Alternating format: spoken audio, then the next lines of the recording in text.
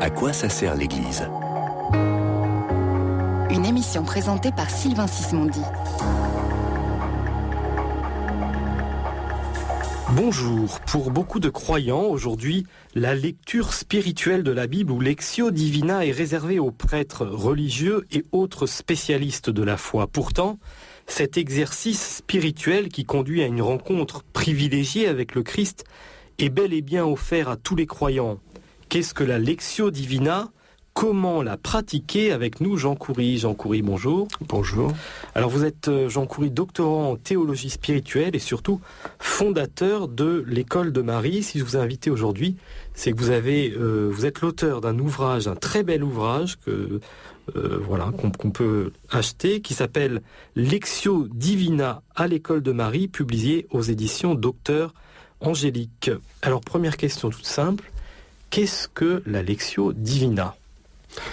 La Lectio Divina est une pratique, je dirais, très ancienne, dès l'aube du christianisme, et j'oserais même bien avant le christianisme, puisque c'est ce fait de ruminer l'écriture, un passage d'écriture, le reprendre, pour justement essayer d'écouter Dieu qui nous parle dans notre cœur. Voilà. C'est un exercice qui est réservé à une partie des chrétiens ou uniquement aux moines ? Disons qu'aujourd'hui, grâce à Dieu, grâce au concile, à cette reprise, je dirais, de l'esprit des premiers siècles, de la patristique, tout ça, eh bien la Lectio Divina est désormais entre les mains de tout le monde. Il suffit d'entrer dans une église, voir traîner un prion en église ou un Magnificat ou autre, je fais pas la pub, mais enfin quand même, nous sommes reconnaissants pour ces missels quotidiens, voilà. Et c'est là donc on ouvre, et on a la lecture les lectures d'aujourd'hui. Eh bien, beaucoup de personnes font la Lectio Divina sans même le savoir parfois. J'ai des personnes qui lisent mon livre me disent mais moi j'ai toujours fait comme ça. Voilà. Donc c'est ouvrir les lectures d'aujourd'hui. Ça peut être un autre texte évidemment, mais bon, pourquoi négliger les lectures qui nous sont offertes tous les jours par la messe, par l'Église, et puis écouter le Christ qui me parle dans le cœur. C'est une grâce qu'il veut nous donner, et c'est ça. Je pense le cœur de l'affaire, c'est prendre conscience de l'initiative du Christ. Il a soif, il a envie de me communiquer une parole, mais une parole unique, c'est-à-dire elle est esprit et vie. Elle a une forme humaine, la lettre de la parole, je dirais l'écorce extérieure, elle est humaine, mais, et c'est ça, je dirais, le cœur de l'expérience de la Lectio Divina, c'est de découvrir que finalement, elle est certes humaine, mais aussi elle contient de l'Esprit Saint, une vie divine à l'intérieur d'elle-même. Et c'est ça l'expérience des apôtres, quand Pierre dit au Seigneur, où irions-nous ? C'est toi qui as les paroles de la vie éternelle. Donc il a expérimenté la qualité des paroles de Jésus. Et c'est ça, je dirais, qui est le point de départ de tout chrétien, c'est de s'asseoir, et de faire silence, et de dire, Seigneur, bon, tu as soif de me parler, dis-moi ce que tu veux de moi aujourd'hui. Donne-nous aujourd'hui notre pain de ce jour.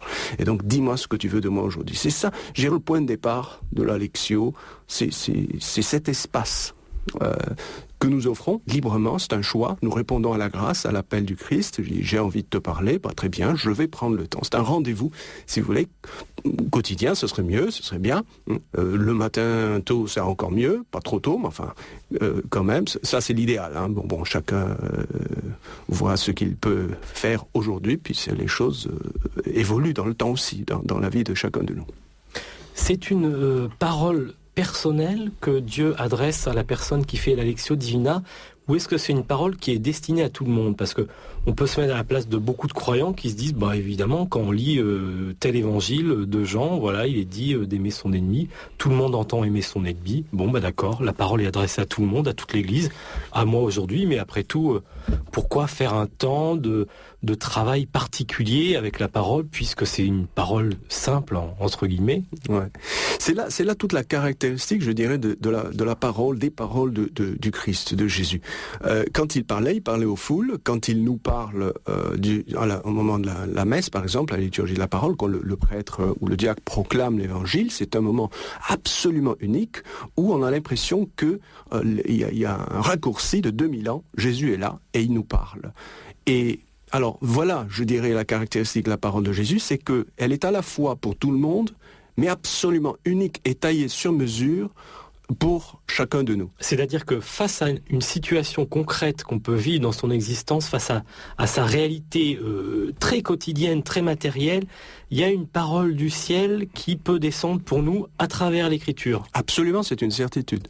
Mais il faut apprendre justement à écouter. Et c'est ça, je dirais, le travail de la Lectio Divina, l'art de l'écoute, la théologie de l'écoute, l'art de l'écoute. Et je dirais, c'est l'art qui est le propre de tout être humain, d'apprendre à écouter. Nous avons tous une conscience, nous avons tous un lieu sacré, une petite chapelle au fond de notre cœur.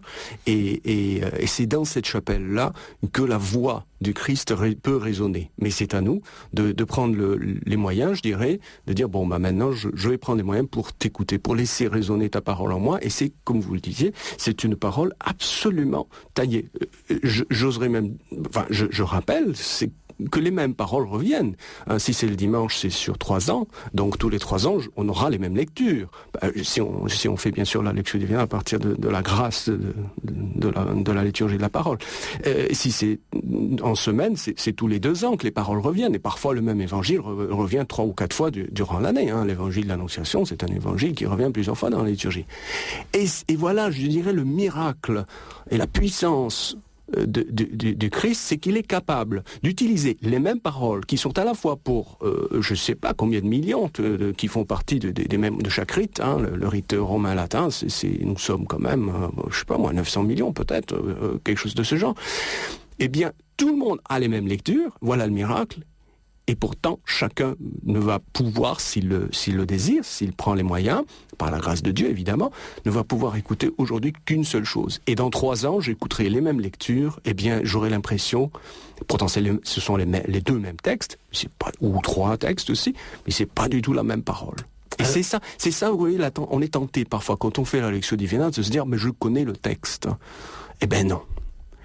Tu connais un passage du texte, tu l'as déjà médité, le Seigneur t'a parlé par ce même texte-là, mais fais un effort de foi, brise le mur du son, et là, tu vas découvrir que le même texte, ou les 2 mêmes textes, eh bien, le Christ est capable de faire bouger une parole ici, une parole de là, un verset d'ici, un verset de là, et me donner cette bouchée, ce repas qu'il a soif de me donner et qui m'est absolument utile, parce que nous avons besoin de cette parole. C'est ça qu'il ne faut pas oublier aussi. C'est pas un luxe, la Lectio Divina. La Lectio Divina, c'est vital. C'est du sang dans les veines. Voilà. Alors Jean Coury, dans votre livre Lectio Divina à l'école de Marie, aux éditions Docteur Angélique, vous préconisez de prendre les lectures du jour, de la messe du jour. Alors en bon élève, on pourrait se dire, alors je prends les lectures du jour, je fais un résumé, j'essaye de trouver le fil rouge entre les 2 paroles, et le fil rouge, c'est la parole que le Seigneur veut me donner.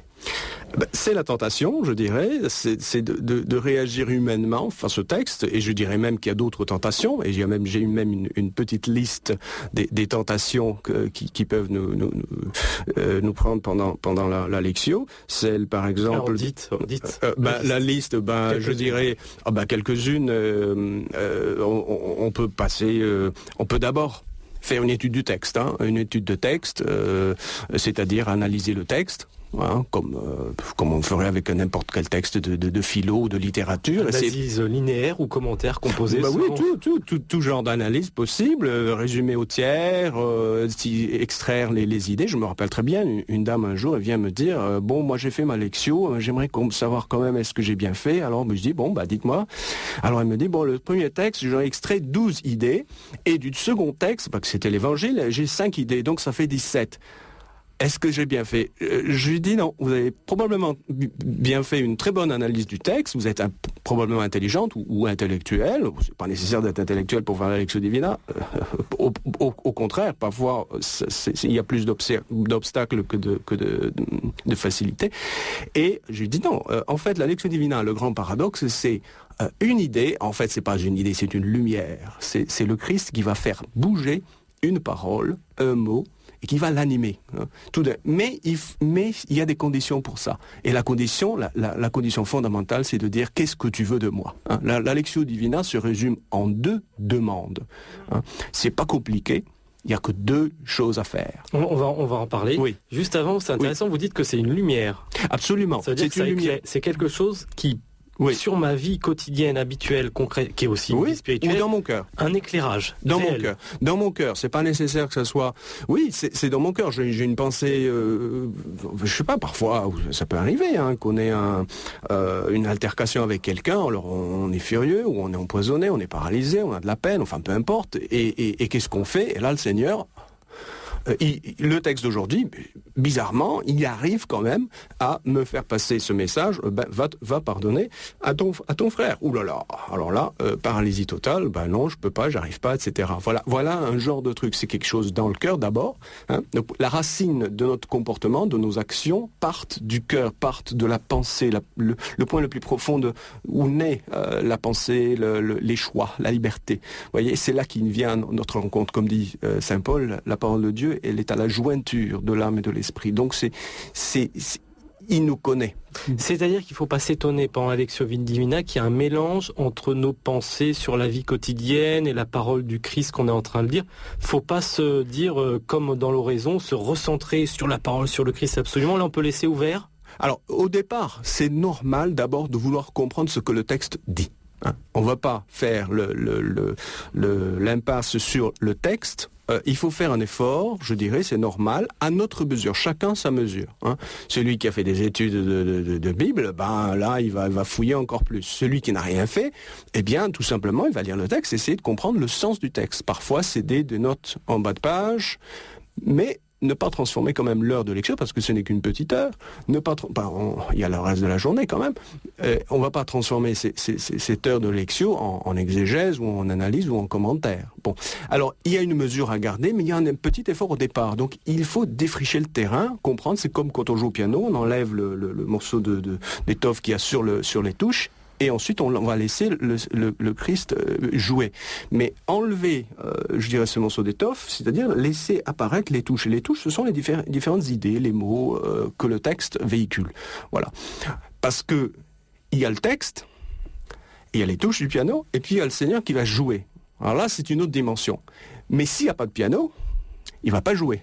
Donc, on ne fait pas dire au texte ce que le texte ne dit pas. Ça, c'est un minimum de respect pour la lettre du texte. Et ça, on est quand même très habiles pour le faire, nous tous. Et donc, ça c'est, je dirais, c'est une sortie de soi. Le texte, on ne se l'approprie pas. On se laisse approprier. On se laisse je dirais manger par le texte, mais on ne mange pas le texte dans le sens où on va le transformer, on va le modeler selon nos problèmes. Et parfois on arrive, vous parliez tout à l'heure d'un problème, de l'existence, enfin du quotidien, parfois on projette notre problème sur le texte. Eh bien, il faut avoir, je dirais, l'humilité et je dirais l'intelligence de dire, voilà, j'ai tous mes problèmes, c'est vrai, mais peut-être que toi, Seigneur, tu sais par où tenir le bout de la pelote, du fil de la pelote. C'est-à-dire, il y a peut-être une petite chose par laquelle tu voudrais commencer aujourd'hui, je ne la connais pas. Donc, je te laisse carte blanche, tu fais ce que tu veux. Voilà, cette attitude-là séduit le Seigneur. Et c'est très important. Vous voyez, il y a des clés pour séduire, pour faire tomber cette parole, il y a des clés. Et donc, je dis, Seigneur, c'est vrai que j'ai mes problèmes, c'est vrai que j'aimerais que tu me résolves ce problème-là, parce que là, comme ça, cette personne-là me fichera la paix. On va en parler de l'attitude, on va poursuivre là-dessus, mais juste avant quand même, parce que vous l'avez déjà dit 2 fois, et ça peut inquiéter les auditeurs, et ça m'a inquiété moi-même en lisant votre ouvrage Lectio Divina à l'école de Marie, c'est que vous parlez d'1 heure de Lectio Divina, ce qui peut faire beaucoup si en plus de ça, on a décidé de prier chaque jour. Et d'aller à la messe, ça se trouve. Oui.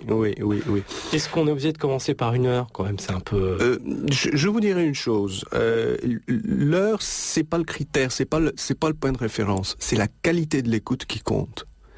Et c'est par la pratique quotidienne qu'on notera que finalement, on a besoin d'un certain temps pour écouter. C'est tout, parce que le temps que la lumière passe du plus profond de notre être jusqu'à l'intelligence, jusqu'à une certaine clarté, parce que très souvent, on voit les 2 textes finalement ne disent qu'une seule parole, mais est-ce qu'elle est concrète? Elle n'est pas concrète. Et c'est ça le problème, c'est qu'on reste dans la tête. La Lectio Divina, c'est pas un travail de la tête, c'est un travail dans la volonté aussi. Donc la lumière me traverse. Alors, Prenez le temps, tout le temps que vous voulez prendre 5 minutes, 10 minutes, etc. Vous verrez que si on est sincère, si on veut vraiment mettre le Seigneur à la première place, parce que vous m'avez dit, voilà, la question de la priorité se pose, les gens me posent la question, moi j'ai la messe, j'ai la lectio, j'ai ceci, j'ai cela, mais enfin quand même, on a autre chose à faire. On va pas passer toute la journée en prière. Je dis oui, mais enfin quand même, là, la lectio divina, déjà, c'est la première partie de la messe, ne l'oublions pas.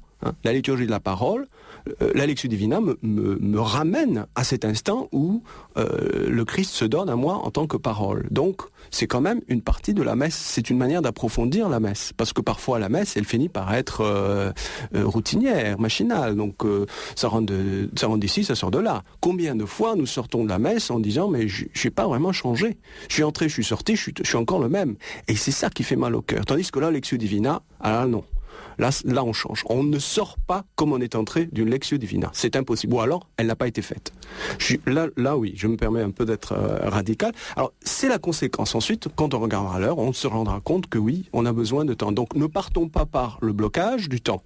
Ou alors, j'ai un petit conseil, si vous me permettez, de faire une petite prière, de dire, bon, il semblerait que, d'après certaines personnes qui ont l'expérience, de parler au Seigneur en disant, il semblerait que, et ça demande tant de temps, j'ai pas ce temps-là, mais Seigneur, je veux te donner la première place dans ma vie. C'est ça le geste de la lectio. C'est un acte de pureté. C'est un acte de don de soi. De dire, Seigneur, tu as toutes les clés. Ouais, et je veux t'écouter. Ne rien préférer, comme dit Saint Benoît, ne rien préférer au Christ. C'est ça, la clé de la lectio divina. Alors dire, bon Seigneur, j'ai pas le temps, mais toi, trouve-moi le temps. Et ça, c'est une prière du tonnerre. Elle fonctionne, mais il faut la faire sincèrement et laisser le Seigneur réorganiser ma journée, le cas échéant. Voilà. Alors Jean Coury, je rappelle votre ouvrage Lectio Divina à l'école de Marie, édition Docteur Angélique. C'est un bon ouvrage pour débuter dans la Lectio, évidemment. Vous avez également un site internet www.amorvincite.com. Alors vous avez parlé de 2 attitudes fondamentales qui doivent guider la Lectio, mais qui fondamentalement guident aussi toute la vie chrétienne, mais qui sont pas si faciles que ça en réalité. Alors dites-nous, quelles sont ces 2 clés ? Alors, la lectio divina, il y a différentes formules, différentes recettes, mais je pense qu'il est bon de revenir à la recette initiale, celle de l'Évangile, celle, je dirais, des premiers siècles du christianisme, c'est-à-dire l'écoute. Quand une maman dit à son fils ou à sa fille, écoute, tu n'écoutes pas ce que je te dis, qu'est-ce qu'elle veut dire ? Elle veut dire, je t'ai dit une chose, mais tu l'as pas faite. Alors, le Christ résume tout l'évangile en disant, ça sert à quoi de me dire Seigneur, Seigneur ? Vous avez parlé tout à l'heure de la messe, d'autres prières, etc. Ça sert à quoi de rabâcher, comme dit le Christ aussi, comme font les païens, dit-il, si on ne met pas en pratique ma parole ? Vous voyez, c'est là le défi. C'est là que je dirais, c'est le maître étalon du chrétien et du christianisme. Où en sommes-nous par rapport à la parole ? Pas la parole en général, pas la théorie, pas la théologie, mais moi, dans mon cœur. C'est ça la parole. La parole, c'est une petite parole. C'est pas la parole, le logos éternel, etc. C'est qui s'est incarné et il me communique une parole pour moi aujourd'hui unique, irrépétible, comme diraient les Italiens. Alors, l'écoute, le mouvement de l'écoute. Je me permets de le dire parce que j'ai trouvé ça très beau dans votre livre. Vous dites que c'est une parole, dans la Lectio, c'est une parole qui descend vraiment du ciel et qui vient s'incarner en nous. Et finalement, dans la mesure où on l'accueille ou pas, on fait partie ou non du corps du Christ, vivant et agissant aujourd'hui pour les hommes qui nous entourent, pour les personnes et pour le monde, tout simplement. Tout à fait, on peut même dire que la Lectio Divina est une mini-annonciation, dans le sens que comme l'ange, le Seigneur vient, nous donne une parole qui vient de lui, le Christ, qui est Dieu et qui est homme aussi. Et cette parole-là, comme Marie, nous allons essayer, et avec Marie, nous allons essayer par l'Esprit Saint. Voilà, la clé, l'Esprit Saint. Sans Esprit Saint, il n'y a pas de Lectio Divina, donc on va essayer non seulement d'écouter, mais aussi de mettre en pratique la parole. Alors je réponds à votre question tout à l'heure. C'est les 2 mouvements, les deux mouvements de la Lectio Divina sont écouter et mettre en pratique. Et ça se traduit en 2, je dirais, demandes ou de prières ou de cris, si vous voulez. Le premier cri, c'est « Donne-moi ton Esprit Saint afin que je puisse t'écouter ». Parce que le texte, je le comprends. Le texte, je l'ai déjà travaillé. Tu m'as déjà parlé par ce texte. Vous voyez, je pose toutes les possibilités. Mais aujourd'hui, il y a rien encore qui est passé. Donc on bute contre un mur à chaque fois. le mur de la lettre du texte qui ne bouge pas encore. Et donc on a besoin de s'élever et de dire l'Esprit Saint, donne-moi l'Esprit Saint afin que je puisse t'écouter. L'Esprit Saint, c'est comme des oreilles ou des lunettes qui me permettent d'écouter ou de voir le Christ assis devant moi quand je fais la lectio. C'est ça la différence. La lectio, le Christ, souvent je dis aux gens, mettez une chaise libre devant vous, de l'autre côté de votre table, et dites, le ressuscité est assis là. Et il va me parler. Donc c'est pas un texte. Je suis pas confronté seulement à un texte. Je dois lever la tête à un moment donné, après avoir compris le texte, avoir épuisé, si vous voulez, tous les moyens humains de comprendre le texte pendant, 20-30 minutes. Puis tout d'un coup dire, bon, là je bute, ça va plus. Là, je lève la tête, je regarde le Christ, je dis, Seigneur, j'y arrive pas. Maintenant, donne-moi ton esprit. Et moi, je veux savoir. Voilà, je me rends disponible, je veux savoir. Voilà, ça c'est la première demande, le premier pas dans l'écoute. Et c'est la clé. Hein, c'est la grosse difficulté. C'est la première demande qu'elle fonctionne. Ensuite, la deuxième, une fois qu'il a parlé, que le texte a commencé à bouger. Enfin, un mot, un verset d'ici et de là, dans les deux textes du jour. Et bien à ce moment-là, la deuxième chose, une fois qu'on a compris ce qu'il nous demande, qu'on a vu le côté pratique, ça peut être un côté simplement pratique intérieur, non de pardonner, c'est pratique mais c'est intérieur, on ne le voit pas, les autres ne le voient pas, que mon cœur a pardonné à X ou Y. Bon, c'est pratique, c'est concret. Le deuxième, c'est, il m'a demandé de pardonner, et là je suis confronté, la deuxième étape c'est de mettre en pratique la parole. Hein. Il ne suffit pas de l'écouter, alors je dis Seigneur, donne-moi ton Esprit Saint pour que cet impossible que tu me demandes, eh bien, cette petite chose, mais qui est toujours impossible pour moi, eh bien, je puisse la mettre en pratique. C'est important, la notion d'impossible. Absolument. C'est-à-dire qu'à chaque fois dans les lections, le Seigneur nous demande des choses impossibles. Il ne fait pas exprès de demander quelque chose d'impossible, mais vu que nous sommes loin de lui et que nous avons besoin d'être transformés, il est inévitable que si on se rapproche du Seigneur, il y a quelque chose qui devrait changer. Et donc, nous sommes comme une terre un peu aride, malade, qui a besoin d'être guérie. Et donc, tous les jours, c'est une touche de guérison. De plus, c'est une lumière qui transforme un morceau, ça c'est une manière de parler évidemment, un morceau entre guillemets, de mon être, qui devient lumière. Donc, d'homme ancien, il y a un petit morceau. Imaginez l'être humain comme des petits morceaux. Hein, le corps humain, donc quand même des petits morceaux, et tous les jours, il va s'attaquer à un de ces morceaux-là, il va le transformer d'homme ancien en homme nouveau, en créature nouvelle, en femme ancienne, femme nouvelle. Vous voyez, c'est ça le travail qu'il fait. Donc, j'ai besoin de recevoir quelque chose de nouveau. Et donc, l'homme ancien en moi trouve que c'est impossible. Hein. S'il me dit va te réconcilier avec ton frère, écoutez, c'est pas difficile, c'est simplement impossible. Il faut le comprendre, le Christ lui-même le dit. Hein, quand il pose toutes ces exigences à ses disciples, Saint Pierre, au nom de tout le monde, au nom de votre nom et en mon nom, et il dit, mais qui est capable de faire ça? C'est impossible. Et Jésus lui dit, oui, bien sûr, c'est impossible aux forces humaines, aux simples forces humaines, mais c'est possible à Dieu. Donc, c'est à nous alors de jouer notre liberté, de dire, Seigneur, vu que tu me le demandes, c'est que tu peux le faire. Hein, comme dira Saint Augustin, tu peux faire tout ce que tu veux en moi, donc fais-le. Alors à ce moment-là, demande tout ce que tu voudras, puisque de toute façon, si tu le demandes, c'est que tu peux le faire. Vous voyez, la logique est différente. Hein. Donc oui, il y a un sentiment d'impossibilité, absolument. Jean Coury, on va pouvoir approfondir ce thème dans la prochaine émission, puisque celle-ci est déjà finie. Je rappelle le titre de votre ouvrage, Lectio Divina à l'école de Marie, édition Docteur Angélique. Votre site internet également, www.amorvincite.com.